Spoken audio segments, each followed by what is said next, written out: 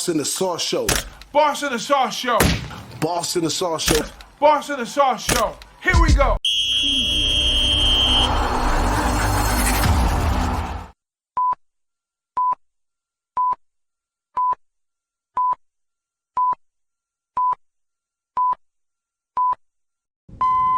Back at it. Sir. Yes, sir. Now, this is the controversy game right here. I feel like I'm the sore thumb in this one. The whole world likes Miami. Yeah. And I love me some Billy Napier, man. Not so fast, my friend. I love me some Billy Napier. And you talk about Big Bad Goo taught me about going to the bounce house. That's a whole thing in itself, going to the bounce house. The swamp. The swamp. The swamp. Yeah, that's what it is over there. Yeah, The swamp. ask Utah about the swamp. Exactly. Ain't that the one you got to walk in front of everybody before you go in or something like that? Yeah, you get 90,000 fans. Big tunnel. Yeah. Napier, when he came in, he said first thing he wanted to do was bring that type of camaraderie back. Yeah, Napier can be dangerous in his third year. I can't back from Miami. I'm sorry. Yeah, they kind of folded up their tent late, mid-season. Florida did, but they started out good and then they kind of shit the bed. But then they lose a couple players too this year. But they recruit well. They always do. Yeah, they recruited really well. They got some good guys in the portal too. Yeah. They getting old Mertz back. Mertz is all right. Yeah. Gray Mertz, yeah. And he surprised. You know what he surprised me the most? Because I figured when he came over from Wisconsin, he was going to run like a pretty generic style of football. But hell, when he got outside the pocket, he moved his feet well, and he threw the ball down the field. He wasn't just, facilitating passes. He was making plays with his feet and stretching the field out. So it was pretty impressive what he did last year in reality. Even though the season didn't go as well. He played lights out in my book. He surprised me. Numbers. Yeah, he surprised me too. His numbers were off the chart, honestly. He definitely surprised me. I didn't think he was more conservative quarterback over at Wisconsin. So I said, why are they getting this guy, man? But they developed him. They molded him into that role, and they did a great job with it. So I expected another good season out of him. Exactly. We got a lot of these players too. Don't forget, there's like 6-year seniors because of the COVID year. So a lot of these guys now, who was it that elected not to go on the draft last year? I think who's the quarterback for the other side here? Miami? Yeah, Miami. Cam Ward. That's our guy. So Cam Ward's like the number one. He's like the big prize of the portal for the quarterbacks. They had 6 quarterbacks get taken in the top 12. And that's why he didn't go last year, because he knows his stock's going to go way up this year. He could have went, but he pulled out. He went to FSU to interview, then he went to Miami, and he wound up signing with Miami. But we'll talk about that once we get into the show a little bit too. Oh man, I was gonna fool you. We was gonna just keep going. We had some good content going right here. That's what we need. Some of that natural content, but we can keep it going. Miami, Florida, in the swamp at Florida. This is a big rival game for years. Going down at 12:30 p.m. Miami right now is a 2.5 favorite. Now the whole world likes Miami. I guess they don't look at nothing Cristobal did wrong in the past to hold it against them, because they like what they see here in Miami. Yeah. Going into this season. But me on the other end, like I said earlier in the show, I like Billy Napier. I like what Billy Napier does. I like his ceiling. I like his progression. I like his defense. I like his offensive mind. It's just too many factors to a home opener to be receiving points as a home opener with a quality coach versus a guy who's been kind of shucking and jiving.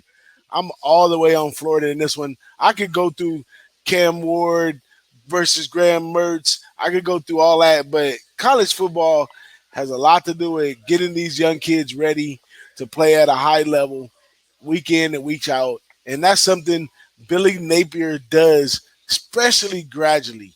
because he's a tough coach. So it takes a while for everybody to understand what he does. This is his third year. They are on board. They need this win in the SEC to continue going and even have any kind of chance with all the competition in the SEC. So give me Florida plus the points all day, every day. Who want to go next? I'll go last. Let Wine go. I'm going to throw go for it, Wine. The pepper on this one. Yeah, guys. A team I've been pretty high on this whole offseason, been probably about the last month, is this Miami University team. Boss mentioned earlier, the whole world's on them. I think for a good reason, though. They are playing in the Swamp. It's going to be a tough game, but they're going to bring in quarterback Cam Ward. If you look at his highlight tape, I think he's one of the best pure quarterbacks in college football right now in one-on-one coverage. When he places the ball right where the receiver is every single time in one-on-one coverage, that's how he exposes these DBs. He's got a lot of wide receivers. His problem at Washington State last year, the offensive line was one of the worst in college football. Miami went out and got some guys. They definitely have improved on the offensive line. It's definitely going to be a better offensive line than what Washington State had last year. Kid's a gamer.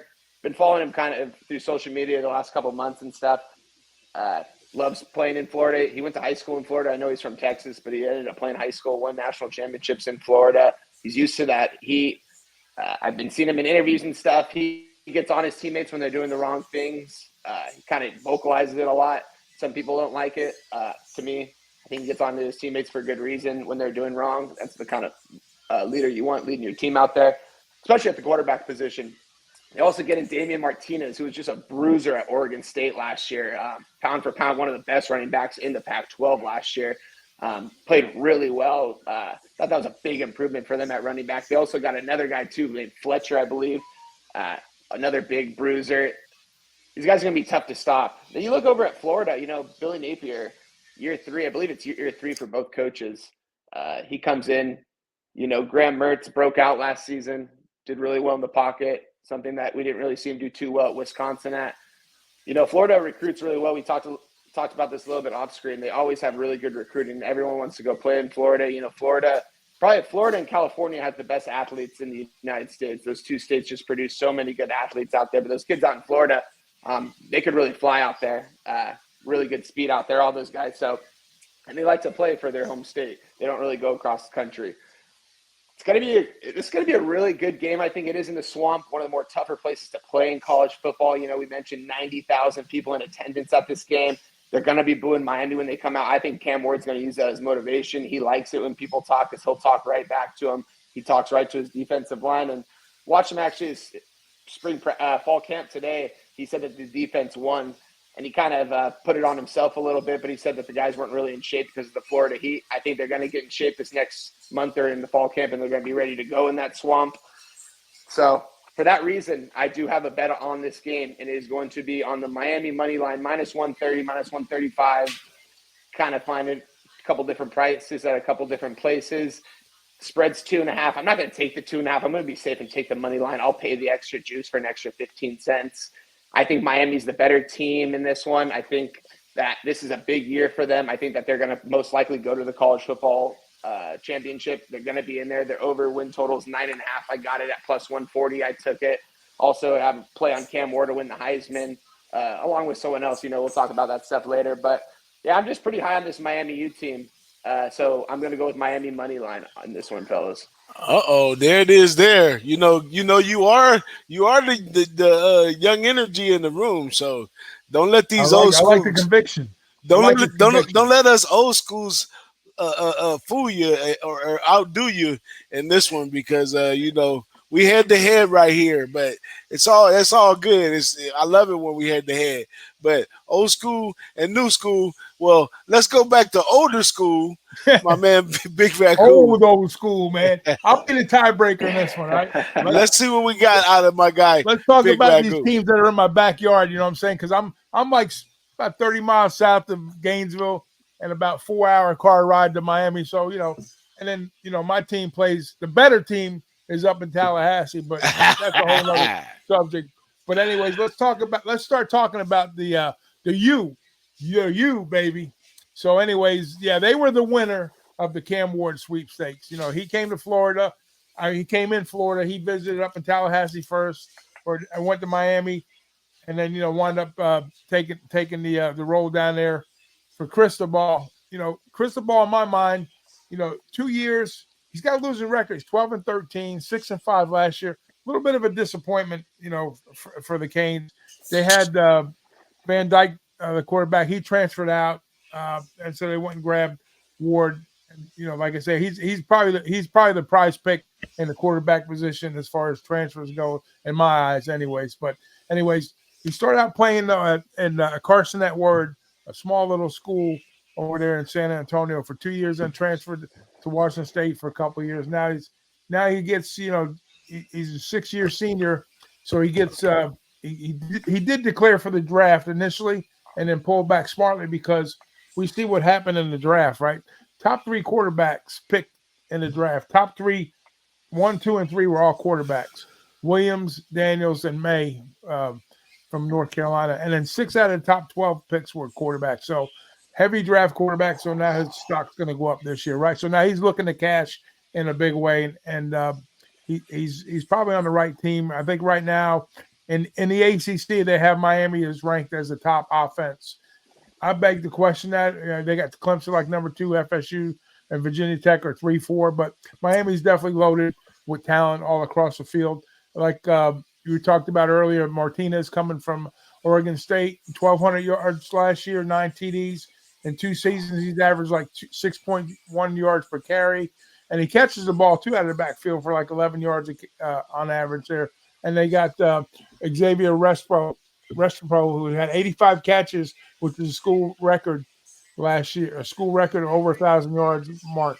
So he's definitely got plenty of weapons to distribute the ball to. Defensively, they get back forward 2 in the linebackers and 2 corners. And then they bring over Washington Husky, Mikael Powell, who had 3 picks or so there. So, that was one of the areas that they needed help on the defensive side. So, but, they struggled in 1-score games last year. They went 1-4 in those matchups, but they did have 2 overtime wins back-to-back weeks over Clemson and Virginia. So, and that was around the middle of the season. But then they lost 4 or 5 going down the stretch, and they did lose their bowl game to Rutgers. So a little bit of negative momentum coming out of the season, but that's last year. They're not looking in the mirror. This year, they got to go up to Gainesville, which is a very tough place to play. We all know the swamp is tough, especially with these short numbers. Utah 2 years ago, they came in there as the same number, like a 2.5, 3-point favorite, and they lost. And then, they avenged that loss the following year when Florida went out to Utah and they lost out there. So similar territory, but I'm glad to see this matchup because it's an in-state rival, something that we look forward to when it happens. I think it's been about 4. Actually, the last time they played, DJ, is when you and I were down in Fort Lauderdale in 2018, 2019. Okay. That was the last time these teams played, and we watched that game. But if you remember, when Napier arrived in Gainesville a couple years ago, he was an home underdog, and they won that game. And then, and then revenge spots. This isn't a revenge spot for either coach because it's the first time they're going up against each other. But we got another 6-year quarterback in Graham Mertz, who surprised me last year. Was able to do a lot of stuff, stretching that field out, making plays outside the pocket. We've seen a different type of quarterback, and not only that, he led the SEC in percentage, completing 72% of his passes last year. So. I think this year they bolstered their offense up a little bit. ETN goes to Georgia, and they lose their leading pass rusher, Prince Umanalayan, to Ole Miss. But Florida they have the toughest schedule in the nation, Florida does. So every game is going to come at a premium for Florida. So it's not going to be an easy team to back schedule-wise. You might find some dog opportunities with the Gators. And I think this might be one of them spots. You're not going to get too many. They're playing at home, right? They're small price underdog, which is respectful for Miami. So I think the Gators are alive here playing home, against a pretty stout Miami team. Miami had been yielding about 24 points on the road on average last year. And I think Florida has been giving up like about 20 points. So, right now, I figure the total should be around 45, 44 points in this spot here. So what are we looking at the number? We're looking at 54. I think that's a little high here. So I lean Florida and I lean under. I take Florida on the money line and lean towards the under. Plus 115, Florida. Ooh, old school versus new school in this one right here. And one other keynote. Head to head, they're 2-1. UF is 2-1, but Miami's 3-0 against the spread, and 0-3 to all three games went under. But here again, Miami's usually the underdog when they play Florida in these roles, not the favorite. So this time Florida is the underdog. So give me Florida and give me the under. yeah, and one more keynote. When we was watching that last game in Florida that year, and we was on that on that panel with a bunch of fine cappers that are all over the place right now. DJ Big Boss went 5-0 on that card that weekend. How about that? That was a good one to know. But that's the way to kick the season off. Are we still calling this week 0 or what is it nowadays? I've just been grouping it all up as week 1.